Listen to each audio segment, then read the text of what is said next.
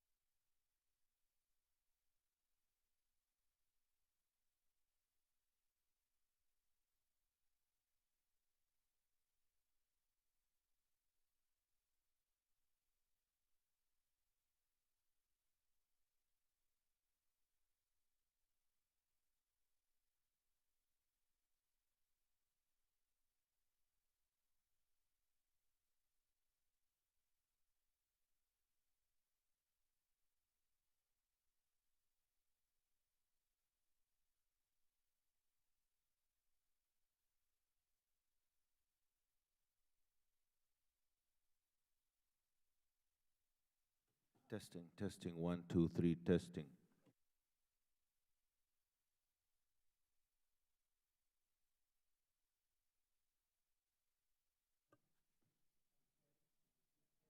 Testing, testing, mic check, mic check. Hearing room, Foreign Affairs Committee.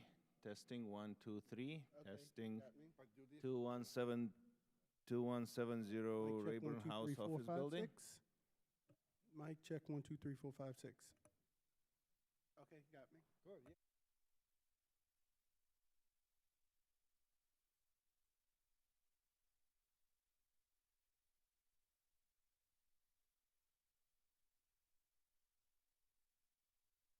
Is it working? Yes, good, okay, yes, all right.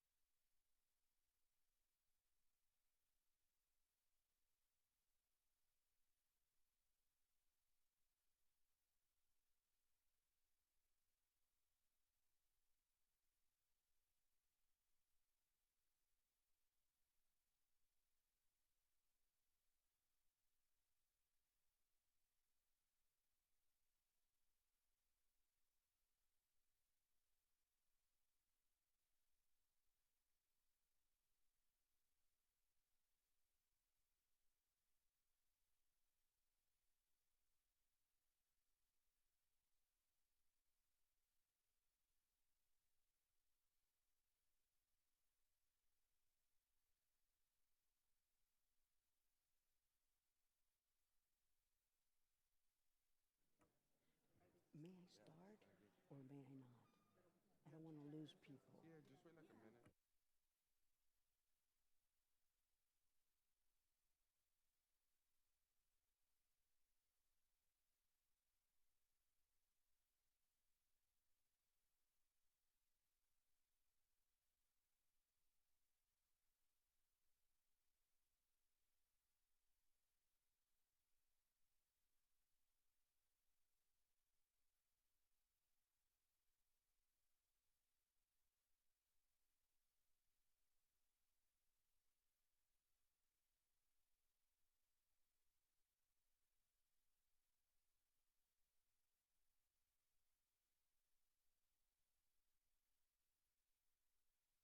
The subcommittee will come to order. We have members who are here and drinking some coffee in the side room. So I'm not starting without Ted. He's really here. And Mr. Connolly, I don't know if you have seen the current issue of Time magazine, but like President Trump, Mr. Connolly is the cover boy for this week's edition. And the headline is, Connolly so tired, keeps winning, and he's increasingly tired of winning, correct? But congratulations. It's not everyone who can be on the cover of Time. But we meet today pursuant to notice I the have markup. to, if I may, Yes, Madam sir. Chair, Yes, sir. It tells you something about how literal-minded some people can be, though. I've actually had people saying, congratulations, it's about time you get recognized.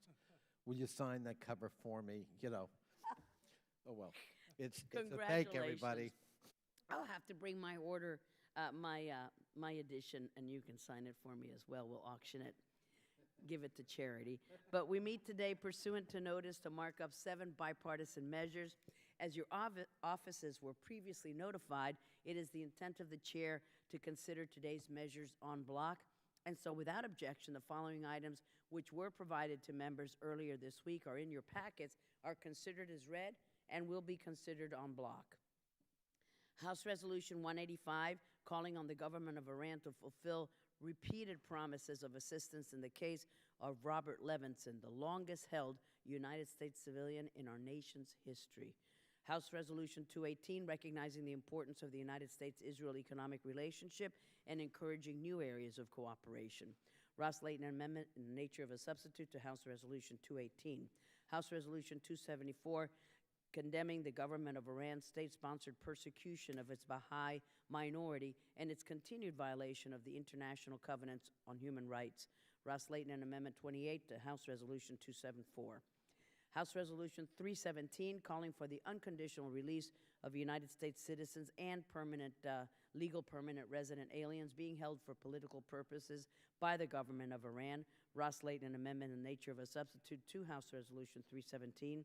House Resolution 359, urging the European Union to designate Hezbollah in its entirety as a terrorist organization and increase pressure on it and its members. And H.R. 2646, the United States-Jordan Defense Cooperation Extension Act. After my remarks and the ranking member's remarks on these measures, I'll be glad to recognize any other members seeking recognition. Without objection, all members may have 5 days to submit statements for the record on today's business. Today, we have before us a series of important measures that get to the heart of some of this subcommittee's top priorities. Unfortunately, for the 3rd straight Congress, we are marking up yet another resolution presented by Ranking Member Deutsch on behalf of his constituent, Robert Levinson, who went missing in Iran and is the longest-held United States citizen in our history. While the Levinson family laments his absence as life's milestones continue without Bob, we rededicate our commitment to bringing him home to his family and to continuing to press the administration to demand the regime fulfill its promises. And we do so in tandem with my resolution, House Resolution 317, which calls upon Iran to release unconditionally all U.S. citizens, U.S. legal permanent resident aliens, and foreign nationals that the regime has unjustly detained and is holding hostage. Ever since Iran signed the JCPOA and received a ransom payment in exchange for American hostages, it has sought to take advantage of what it believed was a lucrative policy. It was emboldened and has since imprisoned dual U.S. Iranian citizens, the Namazis, a father and son who have been separated from their families, sentenced to prison on unjust and trumped-up charges, and whose health and well-being are in jeopardy. The regime has imprisoned U.S. legal resident Nizar Zaka and sentenced him to 10 years under false charges. Mr. Zaka announced this week that he has begun a hunger strike. This subcommittee has received an audio of Mr. Zaka where he states, quote, "I am innocent, never done any crime in my life," end quote. I would like to ask unanimous consent to insert into the record a transcript of the transcribed telephone conversation of Mr. Zaka from Evin prison in Iran. My resolution also calls on Iran to fulfill its promises regarding Robert Levinson, Mr. Deutsch's constituent. This will be the third consecutive Congress that Ted and I mark up a resolution on Iran's persecution of the Baha'i, and we'd like to recognize some of them are in the audience today. Since the 1979 Islamic Revolution, over 200 Baha'i leaders have been executed. Many more have been arbitrarily imprisoned. More than 10,000 have been dismissed from government and university posts. We're calling on the United States and others to use these tools and all available authorities to sanction individuals directly responsible for these serious human rights abuses, and not just against the Baha'is. We must be willing to do what is right and demand that Iran release all hostages and hold the regime accountable for its human rights abuses and for its illicit activities. That is why we're also here to take up House Resolution 359, urging the European Union to designate Hezbollah in its entirety as a terrorist organization, and this is authored by Ranking Member Deutsch and Mr. Bilirakis. The notion that there can be separate wings of a terrorist organization and that one wing is bad and full of terrorists, but the other wing is merely a political organization, that is an absurd thought. There can be no justification for such a bifurcation. Iran is a state sponsor of terror, and Hezbollah is its foremost proxy. The European Union needs to wake up, and we must urge it and its member states to designate the whole of Hezbollah as the terrorists that they are. Also, a great tool to combat Hezbollah's activities is to strengthen our relationship with the Democratic Jewish State of Israel, which is why we are pleased to take up Ted Lieu's House Resolution 218. Thank you, Mr. Lieu, recognizing the importance of that economic relationship and encouraging new areas of cooperation. Israel was the first country we signed a free trade agreement with over 30 years ago, and while the economic and commercial ties remain strong, we can certainly find ways to upgrade and improve those. That is why Mr. Lieu's resolution is important, because it stresses the support not only to expand our economic relationship, but it also urges the President to explore new agreements with Israel in the fields of cybersecurity, technology, medicine, agriculture, water, and energy. We've already seen this happening between Israel and Jordan, especially in the fields of energy and water. And that is one of the major goals of our final measure, a bill I authored alongside Mr. Deutsch, Hal Rogers, Nita Lowey, and Adam Schiff, the United States-Jordan Defense Cooperation Extension Act. I'm glad to see that Congresswoman Kay Granger of Texas has also co-sponsored the bill. The act would authorize the U.S. to enter into a new 5-year Memorandum of Understanding, MOU, with Jordan. The kingdom has been on the front lines in the fight against ISIS, and in the humanitarian crisis, we must stand with our ally and continue to strengthen its security capabilities. This bill would also authorize the creation of a Jordanian Enterprise Fund, which is precisely what Jordan needs to attract private investment to help entrepreneurs and small businesses create jobs and spur economic development in Jordan. We're hopeful that we can tie some economic developments in Jordan alongside its neighbors, including Israel, to spur economic growth and bring these nations closer together to create long-term stability. So I urge my colleagues to support all of these measures, and the chair now recognizes the ranking member, Mr. Deutsch, for his statement. Thank you, Madam Chairman. I'd like to express my support for all of these measures before us today. I'm proud to be a co-sponsor of each of them, and I thank the chairman for moving this bipartisan slate of bills. The U.S.-Jordan relationship is one that provides needed stability throughout the region, and I am pleased to join the chair in offering this legislation, which will further ensure that Jordan has the resources she needs to defend herself and to help shore up the Jordanian economy. I'd like to thank Mr. Lieu for his resolution highlighting the U.S.-Israel economic partnership. The country with the third most companies listed on the NASDAQ is Israel. Israel's been a true incubator for innovation, just one of the many reasons that the United States and Israel enjoy deep cooperation on a wide range of issues. I want to thank the chairman for bringing forward the resolution I introduced with Mr. Bilirakis, urging the EU to designate Hezbollah as a terrorist organization. I thank the many members of this committee who have co-sponsored this measure. In 2013, the EU listed Hezbollah's military wing as a terrorist organization. It has yet to include Hezbollah's political wing. There is no distinction. This is one terrorist organization, one that has wreaked havoc across the globe for over 30 years. From the bombing of a Jewish center in Argentina in 1994, to the bombing of a tourist bus in Bulgaria in 2012, to its thousands and thousands of fighters doing Iran's dirty work inside Syria, propping up the murderous Assad regime. The so-called business affairs component of Hezbollah brings in hundreds of millions of dollars a year through narco-trafficking, money laundering, and counterfeiting operations throughout Latin America, Africa, and Europe. I applaud the cooperation that has taken place between law enforcement agencies across Europe and our own to crack down on these illicit activities. But we cannot continue to pretend that any part of Hezbollah has any sort of legitimacy. I urge our European friends to take action now and designate the whole of Hezbollah as the terrorist organization that it is. And I'd like to spend my remaining time talking about the despicable human rights abuses taking place in Iran against the Iranian people and against foreign nationals.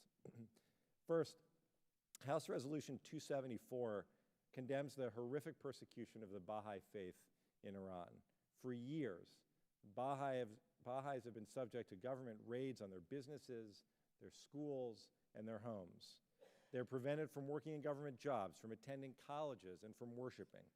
There are currently 93 Baha'is in prison in Iran. Iran's persecution of the Baha'is and other minorities is just another example of this brutal regime's complete and total disregard for human rights and international norms. Second, House Resolution 317 calls for the immediate release of all Americans held in Iran. For too long, this regime has taken American and other foreign nationals prisoners on trumped-up charges, resulting in sham trials and outrageous sentences. There is no rule of law. There is no due process. This is nothing more than hostage-taking, and it must stop. This committee has a long history of speaking out against these unjust detentions, and we will not sit idly by while Americans languish in Iranian jails. And every responsible nation should join us in condemning Iran and calling for the immediate release of these Americans and other foreign nationals unjustly held in Iran. And finally, I'd like to thank the chairman and the other co-sponsors of House Resolution 185, which calls on Iran to return my constituent, Bob Levinson. For those of you who have served on this committee for a while now, you've heard me tell Bob's story many times. You've heard me tell it to 3 secretaries of state, to UN ambassadors, to State Department officials. You've heard it while members of the Levinson family sat before you in this very room. I will keep telling Bob's story until Bob is home in South Florida with his wife of over 40 years, Christine, with his 7 children, Susan, Stephanie, Sarah, Samantha, Dan, David, and Doug, his sons and daughter-in-law, and his 7 grandchildren. One of Bob's grandsons recently underwent treatment for cancer. And thankfully, his prognosis is good. But it makes me sick to think that this family had to endure those months of treatment without their husband, their father, and their grandfather. Bob's 8th grandchild is due any day now. On the 10th anniversary of Bob's disappearance back on March 9th, I said that Bob should be home in time for the birth.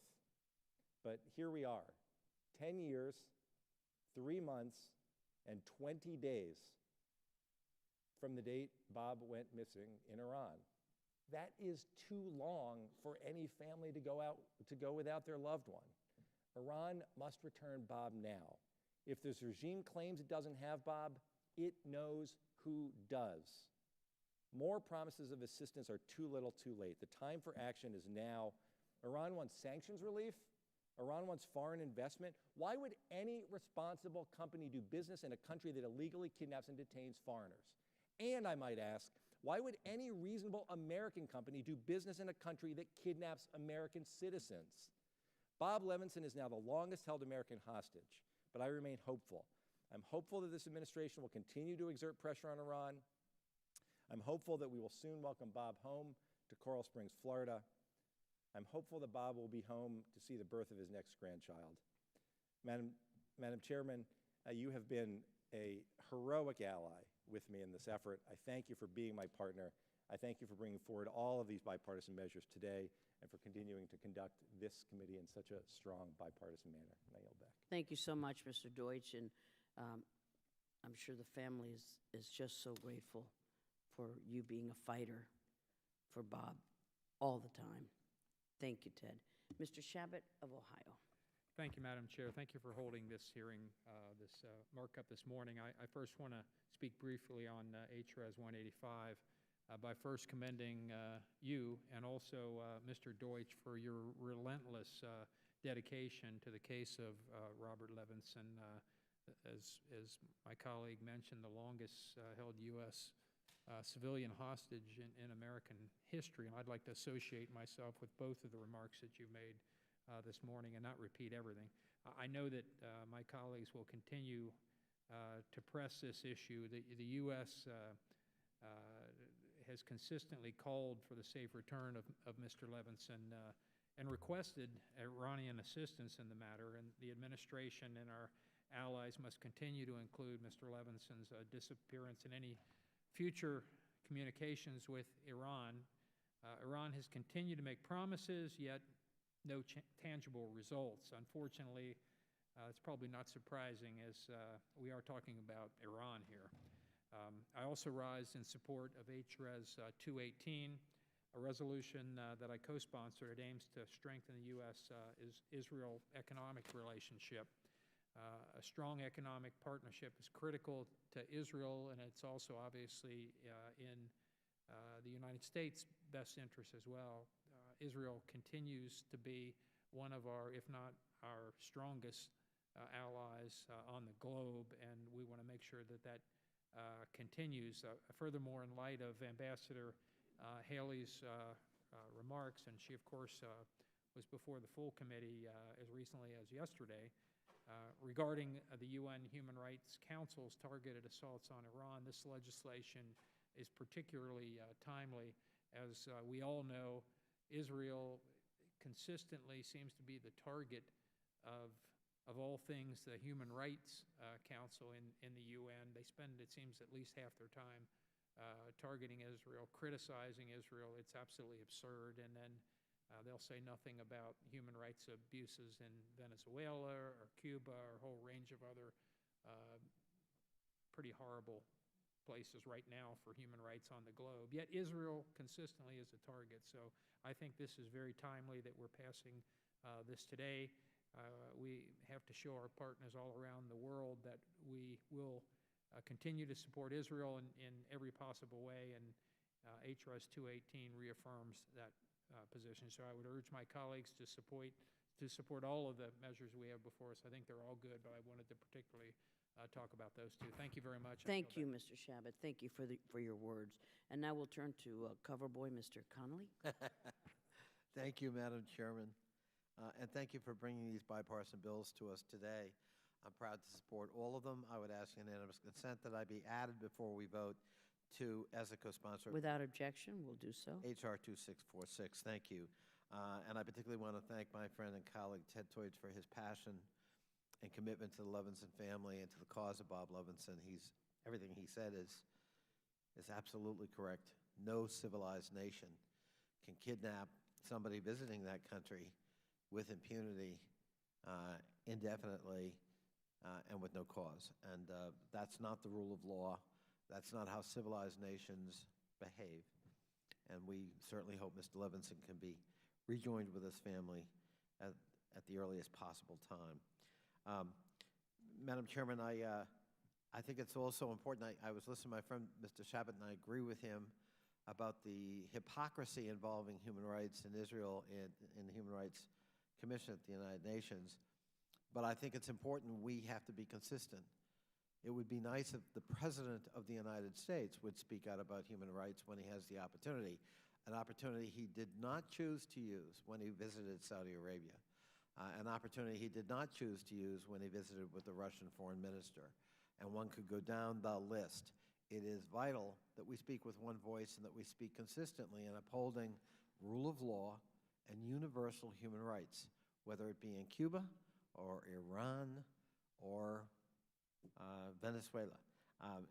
We need to speak with one voice, and so I would hope that the President would hear that message from Mr. Shabbat and myself and others. It's really important that it come from the top if we really mean it and if we're going to effectuate change. With that, Madam Chairman, I again thank you for bringing these bills to us today. Happy to support all of them, and thank you for your leadership. Thank I you yield so back. much, sir. Thank you. And our hero, Mr. Mast. Thank you, Madam Chair. What an incredible series of resolutions. I applaud this committee for their work on them. They get directly to the heart of the most important issues for this committee. We identify and work with our allies like Jordan, with our friends like Israel. They seek to be the light. We call out evil. We call out injustice, Iran, Hezbollah, where we see it. These resolutions, they've found truth. I'm proud to support them, proud of this committee for their work on them, and I yield back. Thank you. Thank you, Mr. Mast. Mr. Schneider was here? No, not here. Mr. Liu. Thank you, Madam Chair and Ranking Member Deutsch, for holding today's markup. I support all the legislation under consideration today, and am pleased that one of those measures is a resolution I introduced with Congressman Ted Poe. I also want to thank Congressman Shabbat for his kind words today and for being a co-author of the resolution. This legislation recognizes the incredible economic partnership and relationship between the United States and Israel, and encourages the administration to explore new areas of cooperation in promising fields like energy, water conservation, neurotechnology, and cybersecurity. Today, two-way trade is $40 billion annually. And despite representing only 2% of the population in the region, Israel is the third largest importer of U.S. goods in the region. And Israel, in fact, as mentioned before, has more companies listed on the NASDAQ than any other country except the U.S. and China. And this is fueling amazing innovations in companies from Silicon Beach in Los Angeles to Silicon Wadi in Tel Aviv. And the partnership has even thrived at the state level, with over 30 U.S. states, including my home state of California, signing agreements with Israel to deepen cooperation on mutual areas of interest. This resolution enjoys broad support in both the House and Senate, and I hope we continue to move it through Congress to send a strong bipartisan support for deepening U.S.-Israel cooperation in the promising fields of science and technology.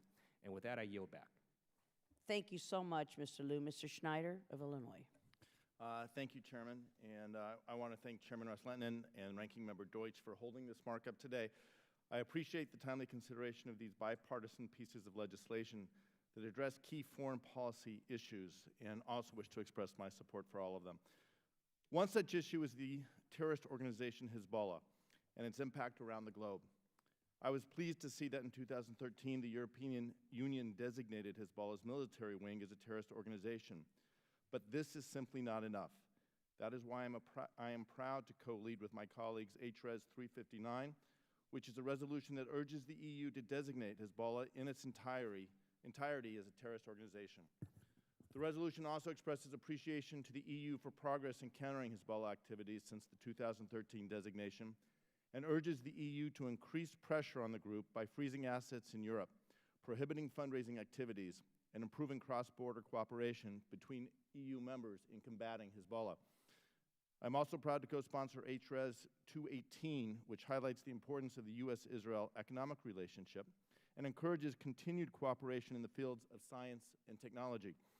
The U.S. and Israel have a robust partnership when it comes to innovation, and we've seen this manifested through the creation and success of programs such as the United States-Israel Binational Industrial Research and Development Foundation, U.S.-Israel Science and Technology Foundation, and the U.S.-Israel Binational Agricultural Research and Development Foundation. I look forward to the continued collaboration between our two nations and the innovative creations this partnership will deliver. I'm also proud to be a co-sponsor and co-lead of House Resolution 274, condemning the government of Iran's persecution of its Baha'i minority and continued violations of human rights. While Iran is a diverse country and home to religious minorities, including Baha'is, as well as a Jewish community with roots that go back to thousands of years, the government's autocratic rule in the name of a narrow interpretation of one version of Islam denies freedom of religion to many of its citizens, a liberty we value so deeply here in the United States and enshrined in the First Amendment of our Constitution. This persecution of Iranian members of the Baha'i faith, which ranges from blatant discrimination in the educational and employment spheres to the brutality of imprisonment and execution, cannot be tolerated. We must not forget that in addition to Iran's flagrant testing of intercontinental ballistic missiles and outright support for terrorism that threaten Israel and our other allies in the region, the Iranian people also suffer at the hands of the regime. The U.S. Baha'i House of Worship is headquartered in the Chicago area, and I firmly stand with the Baha'i community in the U.S. and Iran in calling for an end to this horrific religious persecution. I would also like to join my colleagues in highlighting the case of Robert Levinson, as has been noted, the longest-held U.S. civilian in our nation's history. No family should have to go through what Mr. Levinson's family has gone through. I am pleased to see this subcommittee take up House Resolution 185, which calls on the government of Iran to fulfill its repeated promises to assist in this case of Robert Levinson. And I look forward to him joining his family and welcoming his 8th grandchild. I would like to thank the subcommittee again for considering these important and relevant bills. And with that, I yield back. Thank you so much, Mr. Swazi. Thank you, Madam Chairwoman. I want to thank you and the ranking member for your excellent bipartisan cooperation on all of these different issues. And I want to make a special thank you to Ranking Member Deutsch for actually reintroducing me to Mr. Levinson's sons recently. There are 7 children in the Levinson family, and it was 12 years ago that Mr. Levinson's mother-in-law passed away. And on Long Island, I was there for the family wake. I was serving as county executive at the time. And we were reintroduced here in the hallway not long ago by Mr. Deutsch, and I want to thank him so much for doing that. And I want to thank him for his personal commitment to this family in trying to help relieve the suffering that they are undergoing. And in each of these different issues that we're addressing, everyone on this committee is working together to try and relieve suffering at different parts of the world. And this is really important work, and it's wonderful that when everything in politics seems so petty and small these days, that people can work together to try and achieve some common good. So I'm happy to support each of these initiatives. Thank you so much. Thank you, sir, and we're glad to see Mr. DeSantis and Mr. Zeldin with us as well. And hearing no further requests for recognition, the question occurs on the items considered en bloc. All those in favor say aye. Aye. Aye. All those opposed say no. In the opinion of the chair, the ayes have it, and the measures considered en bloc are agreed to. Without objection, the measures considered en bloc are ordered favorably reported to the full committee as amended, and staff is directed to make any technical or conforming changes. That concludes our markup. The subcommittee stands adjourned, and thank you, ladies and gentlemen, for being with us.